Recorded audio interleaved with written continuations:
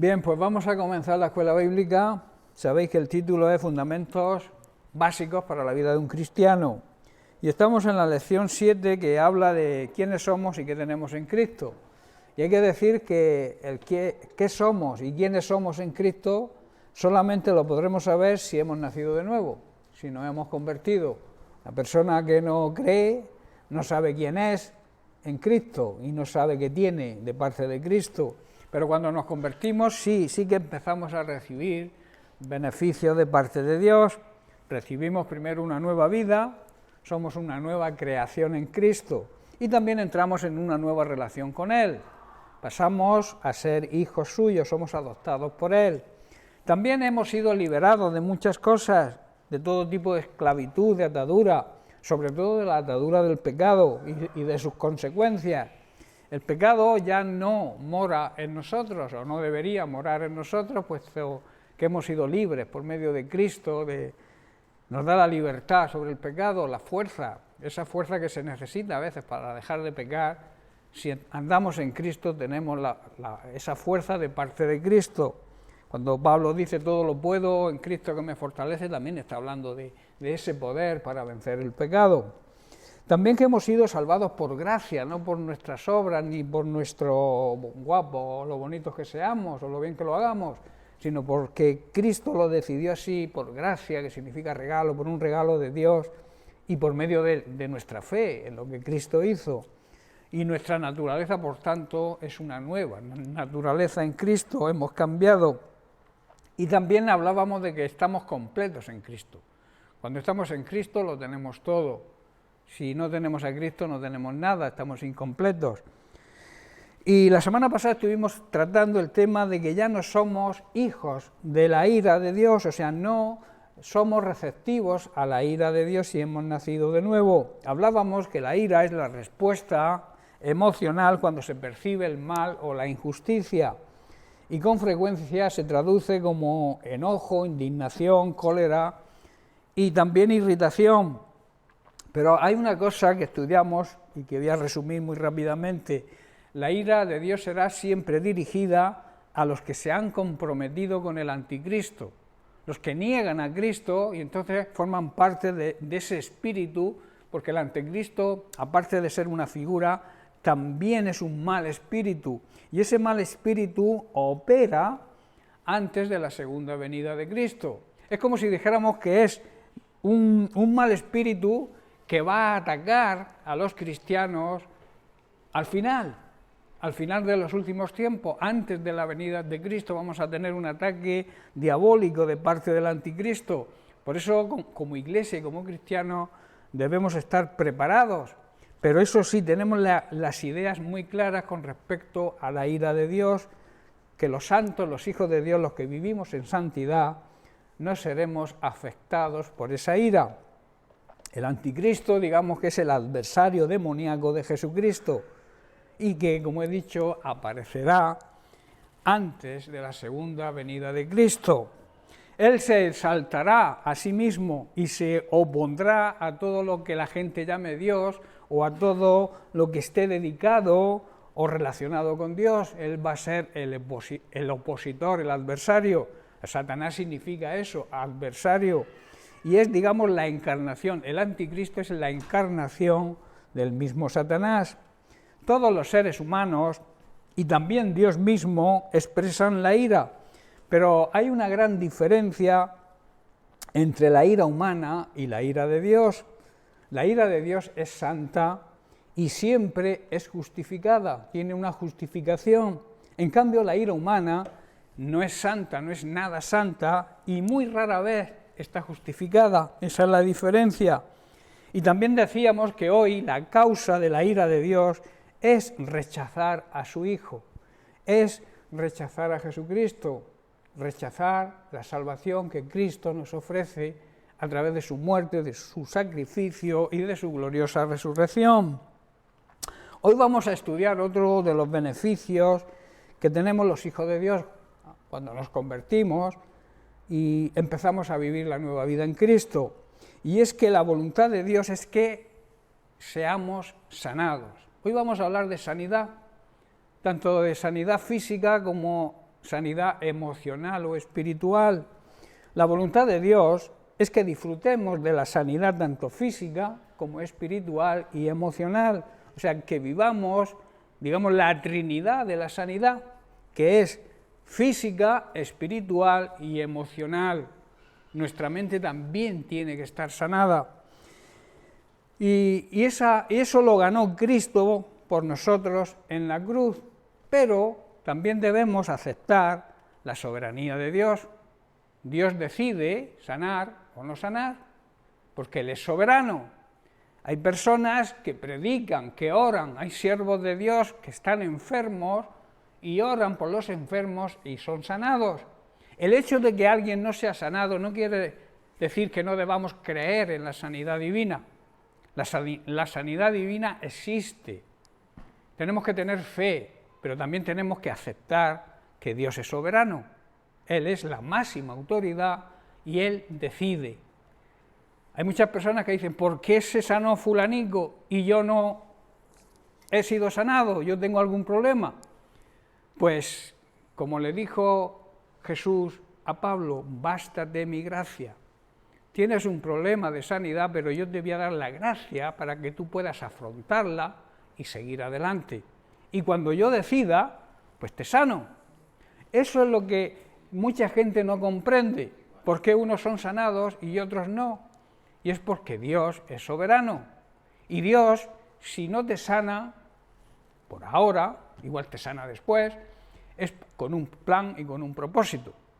¿Me estáis comprendiendo? Quizá quiere enseñarnos algo a través del sufrimiento. Hoy se predica un evangelio aguado, un evangelio sin cruz, sin sufrimiento. Se habla de seguir a Cristo, pero no se menciona que Cristo, su camino, fue hacia la cruz. Y Cristo sufrió. Y la Biblia enseña que si sufrimos nosotros, si sufrimos por Él, claro, vamos a reinar con Él, vamos a pertenecer a su reino. Y eso es una gran promesa de Dios. Es que si estás enfermo y no estás sanado por ahora, sigue confiando en la sanidad de Dios. Nosotros no podemos dejar de creer en la sanidad divina, porque como vamos a estudiar hoy, está reflejada en todo el ministerio de Cristo y antes de Cristo en el Antiguo Testamento, que también hablaremos. Por eso vuelvo a repetir, la voluntad de Dios es que disfrutemos de una sanidad tanto física, espiritual como emocional, la cual Cristo ganó para nosotros muriendo en una cruz. Pero recuerda, debemos aceptar la soberanía de Dios. En 1 de Pedro capítulo 2, verso 24, el apóstol Pedro nos dice, quien llevó Él, se refiere a Jesucristo, Él mismo llevó nuestros pecados en su cuerpo sobre el madero, para que nosotros, estando muertos a los pecados, vivamos a la justicia, o sea, recibamos la justicia de Dios. Y luego añade, y por cuya herida fuisteis sanados. Ese sanado habla de salvación, habla de sanidad, porque es la misma palabra. Jesús muchas veces decía, tu fe te ha salvado. Y lo que había hecho era sanar a un paralítico, a un ciego. La palabra sanidad y salvación forman un binomio perfecto en la Biblia. Aquí el apóstol Pedro está haciendo referencia a las palabras del profeta Isaías, que se encuentran en Isaías 53, versículos 4 y 5, donde el profeta ya estaba hablando proféticamente sobre Cristo. Y dice, ciertamente llevó Él nuestras enfermedades y sufrió nuestros dolores, y nosotros le tuvimos por azotado, por herido de Dios y abatido. Mas Él herido fue por nuestra rebelión, molido por nuestros pecados, el castigo de nuestra paz fue sobre Él, para que tú y yo tuviéramos la paz de Dios, hiciéramos las paces con Dios. Él tuvo que sufrir un gran castigo. Y luego vuelve y termina este versículo, y por su llaga fuimos nosotros sanados. Tremenda, ¿verdad? Fuimos en un pasado, cuando Cristo cargó con nuestros pecados, cuando Cristo cargó con nuestras enfermedades y dolencias, ahí ya nosotros fuimos sanados. Que se manifieste o no esa sanidad, vuelvo a repetir, primeramente puede ser por nuestra propia fe, y después por la soberanía de Dios. Pero la sanidad es patente y latente bíblicamente hablando. Fueron nuestras debilidades, dice otra traducción. La enfermedad siempre es una debilidad, ¿verdad? Las que Él cargó, fueron nuestros dolores los que le agobiaban. Y muchos pensaban, y hoy piensan, que esos problemas y esos padecimientos eran un castigo de Dios, pero un castigo por sus propios pecados. Muchas veces, y muchos justifican que Cristo fue a la cruz porque fue pecador. Tremendo lo que muchos piensan para autojustificarse ellos mismos, ¿verdad? Llegan a pensar, y hoy hay gente que piensa así también, que Cristo murió porque lo merecía, y no aceptan que murió por los pecados nuestros, que nosotros no merecíamos que Cristo muriera por nosotros, pero en cambio Él dio su vida por nosotros. Por eso aquí este versículo dice que muchos creían que las dificultades y padecimientos era un castigo divino por sus propios pecados. Qué tremenda herejía, ¿verdad? Cuando la palabra de Dios dice que Él nunca engañó a nadie, nunca pecó. La mayor injusticia que se ha cometido con un ser humano se cometió con Jesucristo. Y Él la aceptó para que tú y yo podamos ser salvos, para que aceptando ese regalo pudiéramos recibir la salvación. Y es un regalo que está disponible para toda la humanidad. Pero claro, si no aceptamos el regalo, no podemos disfrutarlo, ¿verdad? Si yo te regalo algo y no me lo aceptas, pues el regalo está ahí sin abrir y no lo disfrutas. Pues eso ocurre con muchas personas que no creen en Jesucristo, que no creen en el Evangelio, que rechazan el regalo de Dios, rechazan la salvación que Cristo ganó para nosotros. La verdad, pues, es que Jesucristo fue traspasado y herido por nuestro pecado, nuestras rebeliones, y también fue aplastado y molido por nuestros pecados, fue golpeado para que nosotros pudiéramos vivir en paz con Dios, para que nosotros recobráramos la comunión y la intimidad que habíamos perdido por culpa de nuestros pecados. Él ganó esa paz para nosotros y fue azotado para que nosotros pudiéramos ser sanados. Esa es la realidad y la verdad del Evangelio. Jesús mismo en su cuerpo llevó al madero nuestros pecados, los crucificó allí, para que nosotros muramos a ese pecado, para que nosotros venciéramos ese pecado y vivamos para la justicia, o sea, para que tengamos una vida justa, habiendo sido justificados por Cristo. La justificación de Cristo significa que Él, lo que nosotros deberíamos haber sufrido, lo padeció Él por nosotros. O sea, que somos justificados, podemos presentarnos ante el trono de la gracia de Dios sin sentirnos culpables, porque Él cargó con la sentencia que era condenatoria contra nosotros. Por tanto, vamos a hablar ahora de la sanidad en el Nuevo Testamento. La sanidad ocupa un lugar central en el ministerio de Jesús. Jesús responde, aquí vemos ya un ejemplo, responde a los enviados de Juan el Bautista, apelando a su propia experiencia en cuanto a sanidades y milagros. Eso lo encontramos en el capítulo 11 de Mateo, versículos 2 al 5. Dice así: y al oír Juan, que estaba en la cárcel, los hechos de Cristo, le envió 2 de sus discípulos para preguntarle: ¿eres tú aquel que había de venir o tenemos que esperar a otro? Respondiendo Jesús les dijo: id y haced ver a Juan las cosas que habéis visto y oído. Y luego le añade una lista de esos hechos que Jesús hacía. Dice: los ciegos ven, los cojos andan, los leprosos son limpiados, los sordos oyen, los muertos son resucitados, los muertos espirituales. Está hablando aquellos que no creen que están muertos, son resucitados por medio de Cristo. Y a los pobres, este pobre significa pobre en espíritu, que quiere decir la persona que está deseosa de saber cada vez más de Dios y de su palabra, a ellos es anunciado el Evangelio. Vemos que el ministerio de Jesús, parte de su ministerio era sanar. es en casi todos los textos de los evangelios donde se resume el ministerio de Jesús, la sanidad figura como una de sus actividades que resalta y que merece ser expuesta. O sea, merece que la gente conozca sobre lo que Cristo hizo y sigue haciendo hoy, pero hoy lo sigue haciendo a través de su cuerpo, de su iglesia.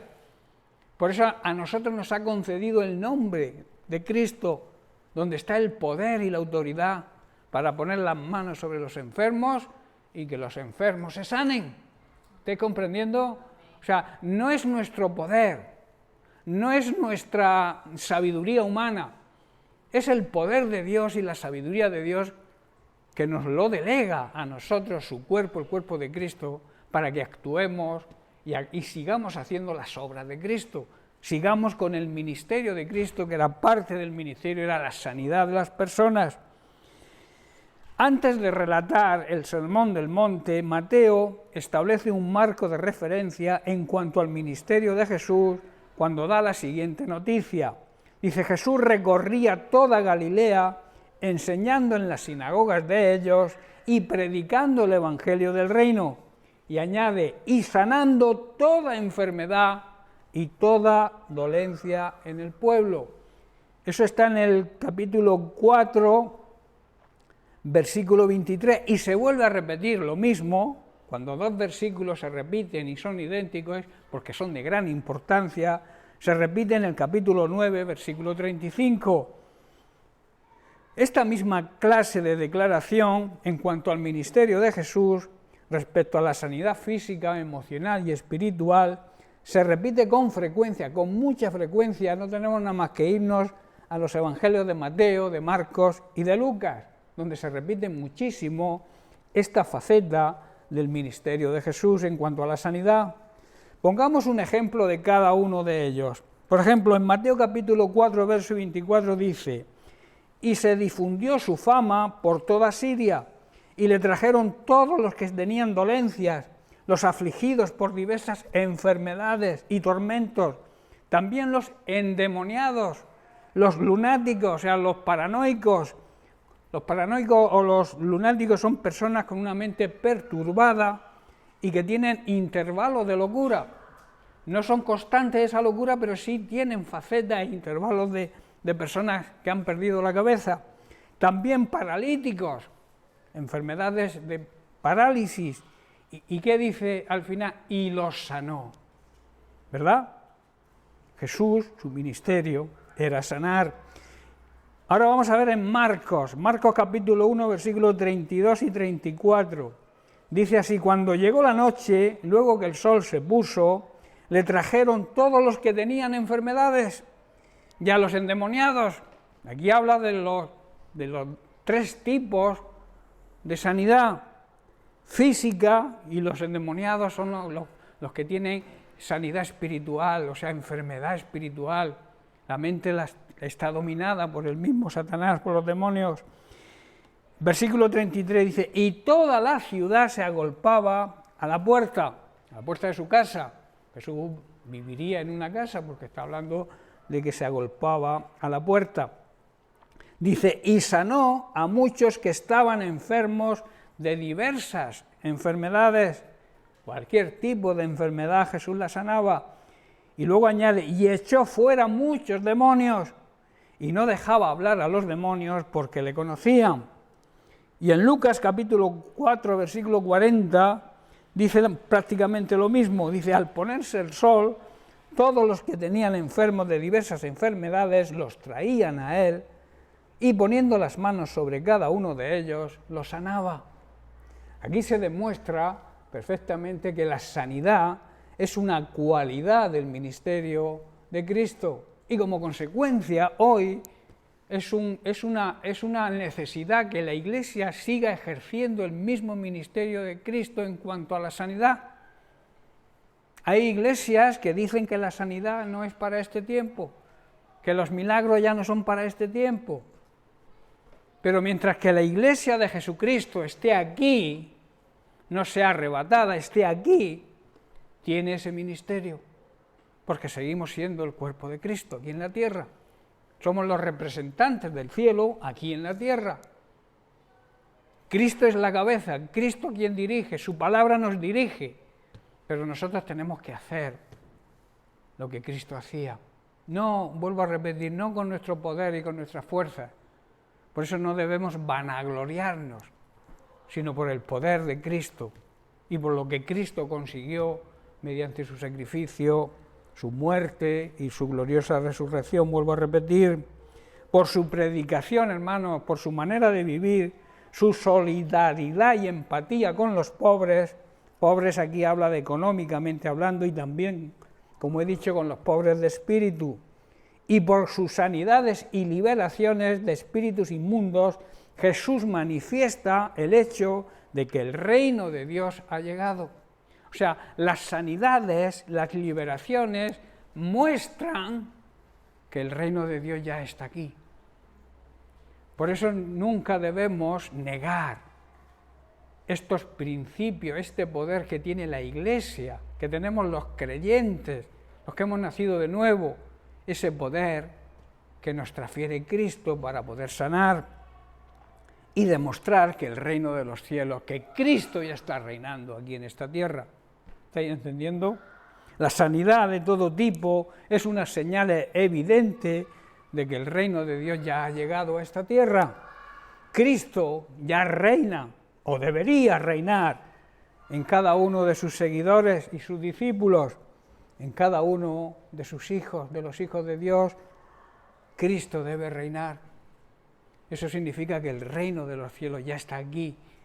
¿Y dónde reina Cristo? En su iglesia, en su cuerpo, en su familia.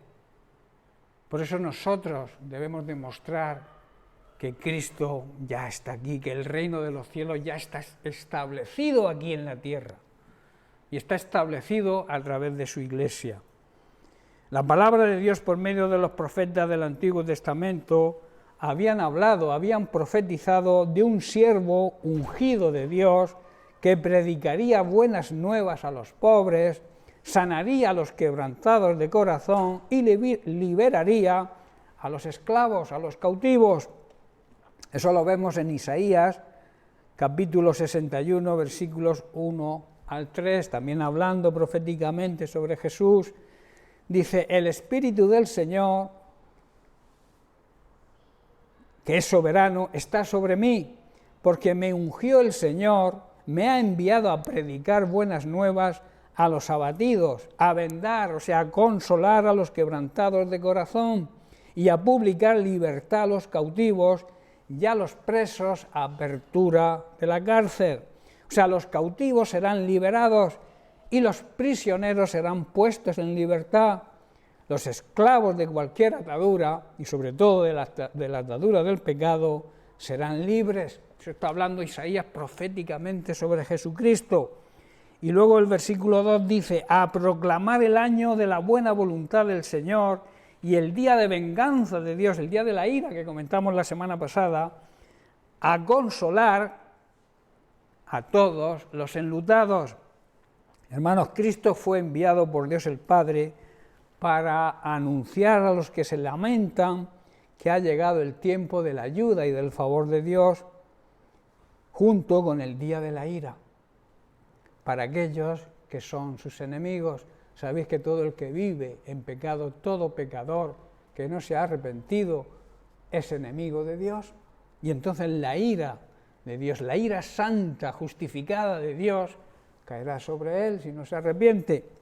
Y el verso 3 dice, a ordenar a los afligidos de Sión, Sión simboliza hoy la iglesia, para que se le dé gloria en lugar de ceniza, óleo de gozo en lugar de luto, manto de alegría en lugar de espíritu angustiado, y serán llamados árboles de justicia, plantío del Señor para su gloria. A todos los que están afligidos hoy en su iglesia, aquí hay una gran promesa, dice que les dará una corona de belleza en lugar de cenizas. La ceniza es símbolo de tristeza, pero de la tristeza según Dios, que es la tristeza para el arrepentimiento. Cuando alguien vive en pecado y lo reconoce, siente tristeza. Esa tristeza se llama tristeza según el el plan de Dios, la tristeza de Dios, no por tu pecado, no porque tú te sientas más porque has pecado, sino porque has pecado contra Dios. Y entonces te arrepientes. Y eso en el antiguo pacto y en la iglesia primitiva solían echarse ceniza como señal de tristeza, como señal de que se arrepentían de haber ofendido a Dios. Y dice que recibirán corona de belleza en lugar de cenizas. También una gozosa bendición en lugar de luto. Una gloriosa alabanza en lugar de desesperación. Y Él nos hará justicia y seremos como grandes robles que el Señor ha plantado para su propia gloria. En Lucas capítulo 4, versículos 17 al 21, Jesús hizo suya, al leer este pasaje en la sinagoga, esta promesa y así anunció que en su propia persona el reino de Dios irrumpía, había llegado, porque luego dice, porque esto, recordar que este pasaje de Isaías lo leyó Jesús en una sinagoga y luego dijo, enrollando el libro, lo dio al ministro de la sinagoga y se sentó. Y los ojos de todos en la sinagoga estaban puestos en él, fijos en él.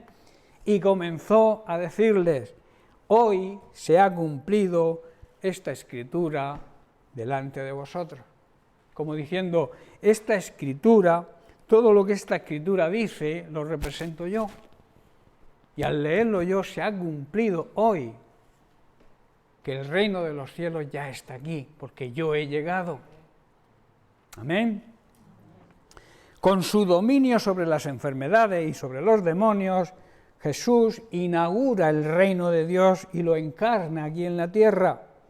En Mateo capítulo 12, versículo 28, dice así, pero dice Jesús, si yo por el Espíritu de Dios echo fuera a los demonios, ciertamente ha llegado a vosotros el reino de Dios. Como he dicho, la sanidad y la liberación son muestras, es la señal de que el reino de los cielos está entre nosotros. A través de las sanidades, Jesús evidenciaba el poder, el amor y la compasión de Dios para liberar a la humanidad de todo tipo, de toda clase de mal. Porque la enfermedad es un mal, ¿verdad? En el antiguo pacto muchos decían que las enfermedades eran como consecuencia del pecado y muchas veces también ocurren que caemos enfermos porque el pecado nos contamina. El pecado también nos contamina físicamente y sin darnos cuenta afecta a nuestro físico cuando pecamos. Cuando tú te enfadas con alguien, tu sistema nervioso se altera y sufres.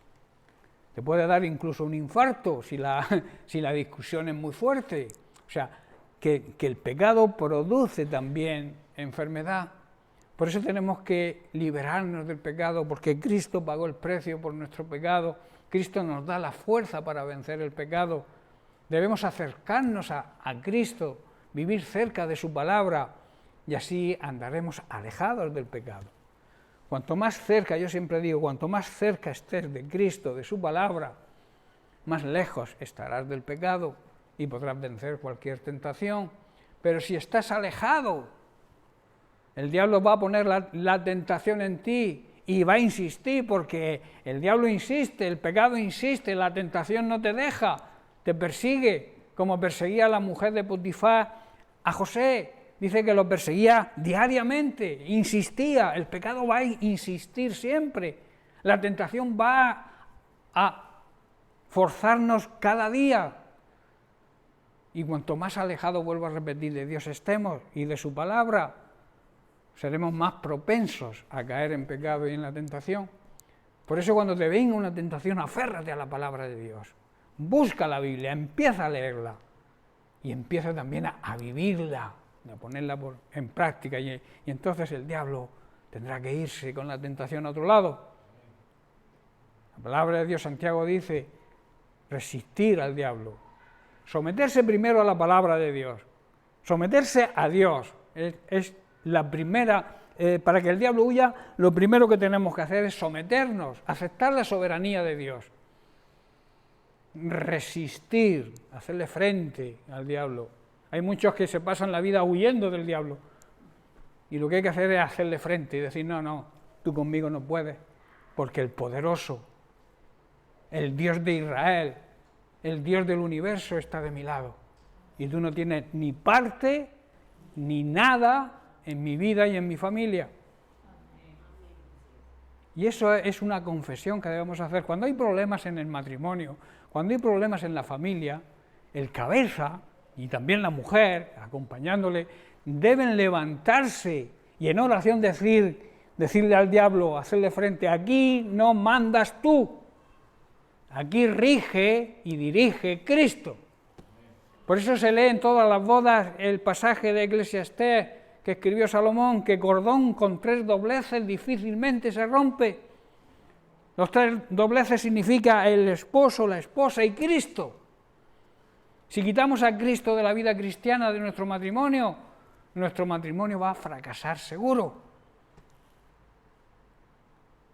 Por eso debemos hacerle frente al diablo juntos, cuando nos venga porque en todas las familias, en todos los matrimonios siempre hay algún problema, ¿verdad? El que diga que no ha discutido con su esposa o con su esposo nunca es mentira, es un mentiroso y no entrará en el reino de los cielos. Porque la vida es larga y hay situaciones, hay carácter, hay formas, cada uno tiene, como se suele decir, cada uno de su padre y de su madre. Entonces, tenemos enfrentamientos, pero la sabiduría está en frenar, en saber controlar. Y cuando no venga esa idea, esa venganza, ese querer responder al esposo o a la esposa, hacerle frente, cuando somos una misma carne, cuando tú le haces frente a tu esposo o a tu esposa, está yendo contra ti mismo.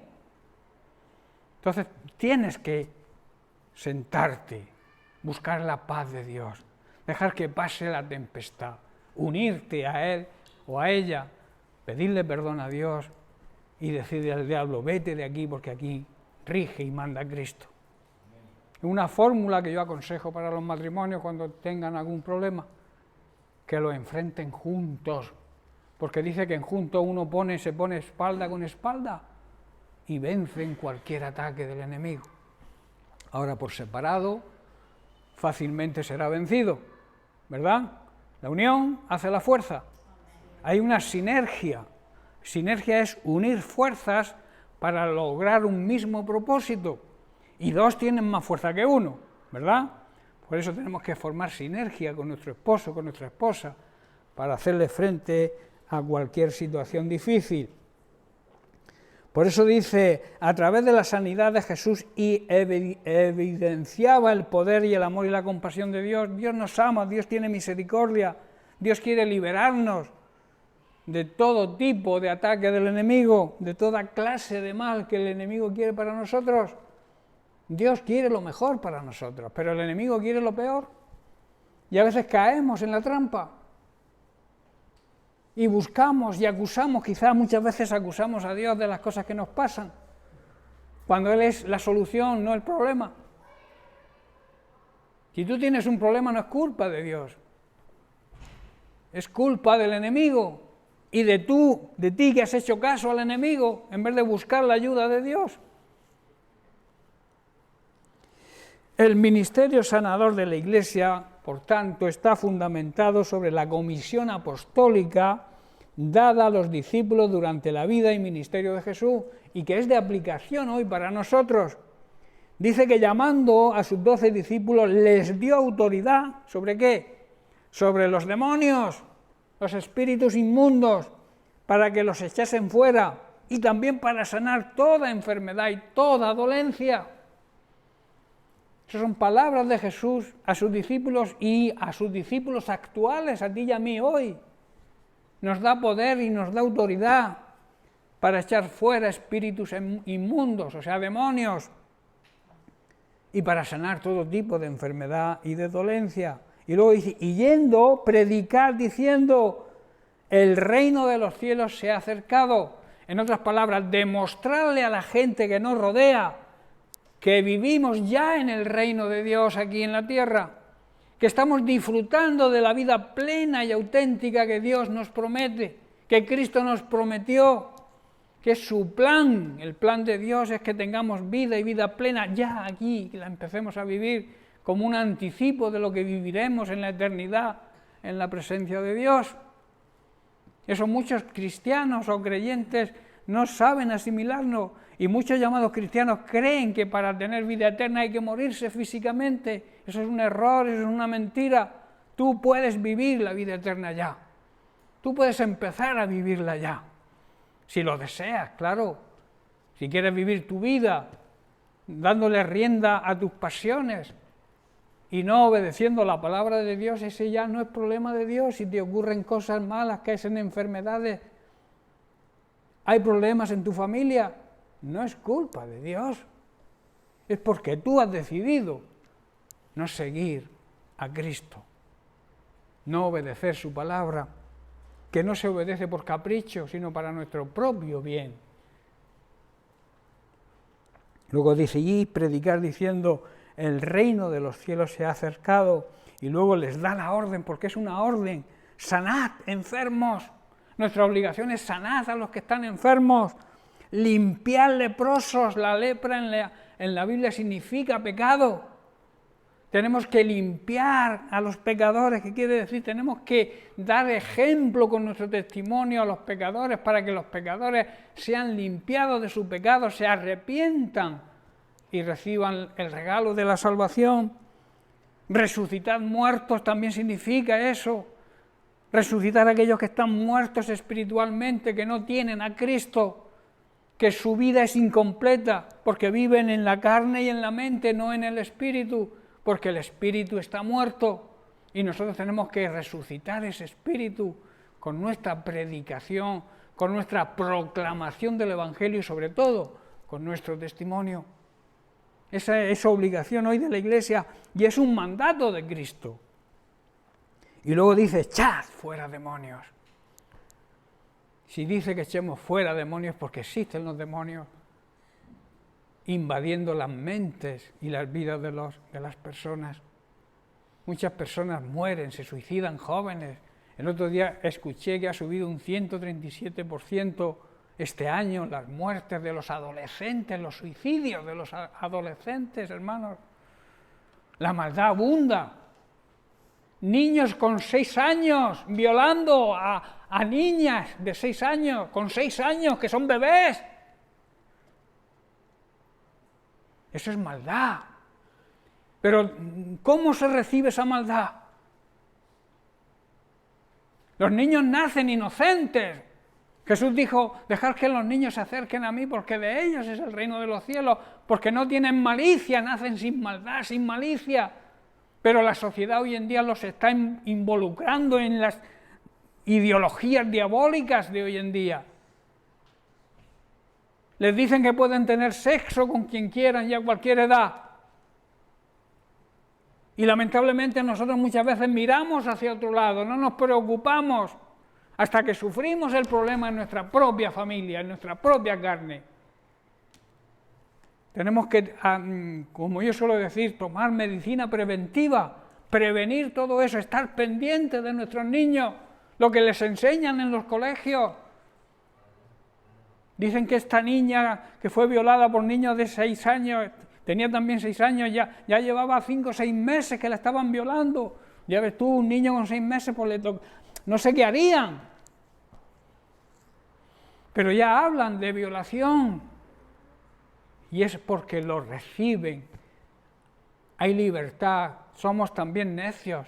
Cuando tienen 4 años, 3 años, ya les compramos un móvil. Y un móvil, un teléfono móvil, es una pistola que puede matar. Tienen muy fácil el acceso a la pornografía, el acceso a toda esta podredumbre que cambia, que atonta las mentes de los jóvenes, que los engaña porque todo eso es ficción, todo eso es mentira. Pero caen y ellos quieren imitar eso. ¿Y qué lo hacen? Pues con las niñas de su misma edad o con los niños de su misma edad. Y como dicen que eso es lícito, que hay que enseñar a los niños a que tengan relaciones desde pequeñitos, las personas lo consentimos. Lo llaman progresismo, hermanos. ¿Qué progreso es ese? Eso es depravación. Por eso si tenéis niños, por favor, ocuparos, estar pendientes de ellos, ver con quién se relacionan, qué les están enseñando en el colegio, y cuando veáis que están instruyéndolos mal con estas nuevas ideologías, intentar evitarlo. Hay recursos, hay formas de impedirlo, pero claro, tenemos que hacer algo, tenemos que movernos. La Constitución nos ampara, pero si no hacemos nada, pues no hay ningún cambio, vamos a seguir pero a peor. ¿Estáis comprendiendo? Todo esto es maldad, todo esto es consecuencia de la maldad del ser humano. Es muy claro y no es difícil de entender y aceptar que las sanidades son parte integral de la evangelización hoy de su Iglesia. Y también hay que sanar la sociedad. La sociedad está enferma, hermanos. Y lamentablemente parte de la Iglesia también está enferma. Y necesita sanidad. Necesitamos sanidad, tanto física como emocional y espiritualmente. Y la sociedad, vuelvo a repetir, está mal, está enferma. Vemos también este principio en el libro de los Hechos de los Apóstoles, donde Lucas narra las muchas sanidades hechas por los siervos de Dios en el poder delegado del nombre de Jesús. Estos hechos dan testimonio de la resurrección del Señor Jesús y del hecho de que en ningún otro hay salvación. En ningún otro nombre dado a los hombres sobre esta tierra hay salvación si no es en Cristo. En Hechos capítulo 4, verso 33 leemos: y con gran poder los apóstoles daban testimonio de la resurrección del Señor Jesús, y abundante gracia era sobre todos ellos. Y en Hechos 4:12 dice: y en ningún otro hay salvación. Aquí la palabra salvación es una palabra que significa también sanidad. Es la misma palabra que se usa para salvación que sanidad. Dice: y en ningún otro hay salvación, sanidad, porque no hay otro nombre bajo el cielo dado a los hombres en que podamos ser salvos, que también significa sanados. Sanados completamente. La semana que viene hablaremos de la sanidad total, porque a veces sanamos en parte, pero Dios quiere que sanemos totalmente, tanto en nuestra alma como en nuestro espíritu, como en nuestro cuerpo físico, porque somos trinos. El ser humano es un ser trino, tiene un espíritu, tiene un alma y tiene una carne, un físico, y tenemos que ser sanados porque las tres partes pueden ser contaminadas o pueden enfermar y necesitamos sanidad total. Recordemos que en el libro de los Hechos todavía se sigue escribiendo, porque el libro de los Hechos habla de los hechos de la Iglesia. Y mientras que la Iglesia esté en esta tierra, ese libro está abierto, nosotros estamos escribiendo nuevas páginas en el libro de los Hechos. Es el único libro de la Biblia que no se ha cerrado. Hoy en día, vuelvo a repetir, mientras que la Iglesia permanezca en esta tierra, debemos ejercer el ministerio sanador que tiene la Iglesia. Tenemos que seguir escribiendo páginas. El don de sanidad, al inicio y al final de su discurso, el discurso de Pablo sobre las manifestaciones del Espíritu Santo, Pablo menciona los dones en plural de sanidades. Esta es la única mención explícita, o sea, clara y determinante del don de sanidad en el Nuevo Testamento.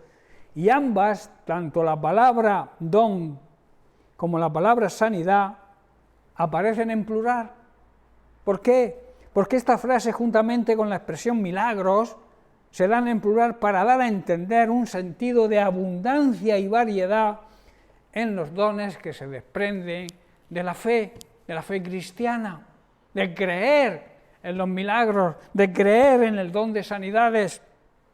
Los dones de milagros y sanidades se destacan por el poder que evidencia la acción de Dios para liberar de todo tipo de atadura, de enfermedad, de dolencia y de la esclavitud del mal y de los resultados y consecuencias del pecado en todos los niveles de la vida. En Santiago capítulo 5, versículo 13 al 16, el apóstol dice, y esto es una recomendación para la Iglesia, que muchas veces no ponemos en práctica, no sé por qué, dice, ¿está alguno entre vosotros afligido? Recomienda, haga oración. ¿Está alguno alegre? Cante alabanzas, alabe a Dios. ¿Está alguno enfermo entre vosotros? Llame a los ancianos de la Iglesia. Los ancianos son los pastores, la palabra anciano y pastor en la Biblia significan lo mismo. Llame a los ancianos de la Iglesia y oren por él. Qué pocos llaman a los ancianos para que oremos por ellos. Y es algo que es incomprensible cuando está tan claro aquí en la Biblia. Y dice, y ungiéndolos con aceite. ¿Quién últimamente ha pedido ser ungido con aceite? ¿Quién ni siquiera ha venido a pedir que oremos por él? Yo me gusta todos los cultos, todos los domingos, hacer el llamado a la sanidad. Y salen muy poquitos cuando todos necesitamos algún tipo de sanidad. Pues igual estás sano físicamente, pero no estás bien mentalmente o no estás bien emocionalmente. Y a veces creemos que cuando se hace el llamado a la sanidad es simplemente si te duele la muela o te duele el pie izquierdo. La sanidad va mucho más allá. Y a veces desaprovechamos el gran poder que hay en la congregación, porque Dios le da un gran poder a la Iglesia, a la congregación, cuando oramos unánimes por la liberación, por la sanidad espiritual, por la sanidad física, por cualquier problema que surja en la Iglesia. Debería salir cada vez que se hace el llamado, si no la Iglesia entera, la mitad de la Iglesia, porque todos tenemos necesidades. Y a veces no salimos. ¿Por qué no salimos? ¿No nos da vergüenza? La Biblia dice, ¿está alguno enfermo de cualquier tipo de enfermedad? Llame a los ancianos de la Iglesia. Pastor, yo quiero que ore por mí, porque me da igual que me cuentes el problema o no, yo quiero que oren por mí, porque sé, y que me unjáis con aceite. La unción, el aceite significa la unción del Espíritu Santo, y que lo hagáis en el nombre de Jesús. Eso, si no podemos usar nuestro nombre, digamos, nuestro poder, nosotros no tenemos ningún poder, es el poder que hay en el nombre del Señor. Y entonces mirad qué dice el verso 15, y la oración de fe, la oración que se realiza con fe, salvará. Escuchad, dice salvará, pero también significa sanará, porque es la misma palabra de antes. ¿Estáis comprendiendo? Al enfermo, y el Señor lo sanará, el Señor lo levantará, y si hubiere cometido pecados, le serán perdonados. Salvación. ¿Estáis comprendiendo la importancia de obedecer y de seguir los consejos del apóstol Santiago? Llamar a los ancianos, usar a los pastores. Los pastores estamos ahí para eso. Una de nuestras funciones no solamente es predicar, es aplicar lo que la Biblia enseña. Pero claro, si no venís, aquí dice, ¿está alguno enfermo? ¿Qué dice? Que llame a los pastores, que vaya a los pastores. Pero si no venís, continuamos enfermos. Que lamentablemente ocurre mucho eso. Y luego añade, confesaos vuestras ofensas, o sea, pedidse perdón unos a otros si os habéis ofendido. Y orad unos por otros para que seáis sanados. Aquí habla de la sanidad emocional que produce el no estar bien con los hermanos. Produce una enfermedad en el espíritu, una enfermedad en la mente. Por eso dice que tenemos que orar unos por otros para ser sanados de esas heridas que producen los enfrentamientos entre hermanos. ¿Estáis comprendiendo? Y la oración, dice, la oración eficaz de una persona que ha sido justificada por la sangre de Cristo, tiene mucho poder. ¿Por qué desaprovechamos ese poder? Aquí vemos a Santiago dando una serie de consejos y recomendaciones, y entre ellos destaca, como he dicho, la función establecida en la congregación de su iglesia, el poder que hay cuando la iglesia se reúne a orar, en la cual un enfermo que hay en la congregación debe llamar, debe salir, debe responder al llamado de oración o de sanidad para ser ungido también con aceite. Pero tiene que pedirlo el enfermo. ¿Estáis comprendiendo? ¿Por qué no lo hacemos? ¿Por qué no ponemos en práctica lo que la palabra de Dios enseña? La oración de fe, hermanos, y ya estoy terminando, la oración de fe salva y sana al enfermo, y el Señor lo levanta, lo sana, y si ha cometido pecados, también los perdona. Porque la oración del justo, de la persona justa, de la persona que vive en justicia, que tiene una vida honrada, que tiene una vida decente, Dios le da el poder y la autoridad. Si tú vives en pecado no vas a tener ese poder, da igual que ores por lo que ores. Pero si tú vives tu vida de santidad, si tú eres una persona justa, si tú eres una persona que aunque peques, te arrepientes automáticamente, pides perdón, con la tristeza de haber ofendido a Dios, Dios te restaura y Dios te da ese poder y esa autoridad para vencer cualquier enfermedad y poder orar por los enfermos y que sean sanados. ¿Estáis comprendiendo, hermano? Por eso, en este pasaje que hemos leído no se habla específicamente de un don de sanidades, sino de un poder sanador dentro de la congregación, dentro de la iglesia que actúa con fe, claro. La oración de la iglesia unida y en fe tiene un enorme poder. Ese poder es expresado a través de sus ministros, que es lo que a veces no aceptamos por orgullo espiritual, quizás, o porque los demás no sepan que yo estoy mal. ¡Qué absurdo! Es como si vas al médico y no le dices la verdad. Hay personas que no le dicen la verdad ni al médico. ¿Cómo los va a sanar? ¿Cómo van a saber? Ellos harán sus pruebas y sus cosas, pero es mejor que tú les digas dónde te duele, ¿verdad? Yo tengo a mi madre que me hace una gracia, siempre se está quejando de que se está muriendo, que está mal. Y luego llega el médico, ¿cómo está usted, Josefa? Muy bien. No me duele nada, estoy... Y mi hermano muchas veces dice, yo la mataba. Dice, se está quejando todo el rato de que está mala. Llamo al médico para que venga a verla y le dice al médico que está extraordinariamente bien. Y eso ocurre también espiritualmente. No queremos que los demás sepan que estamos mal. Pero si los demás, si son una verdadera iglesia y una verdadera que actúa como debe de actuar, lo que va a hacer es apoyar en oración porque te ama, porque es tu hermano, porque es tu hermana. Y lo que quiere es lo mejor para ti, ¿verdad?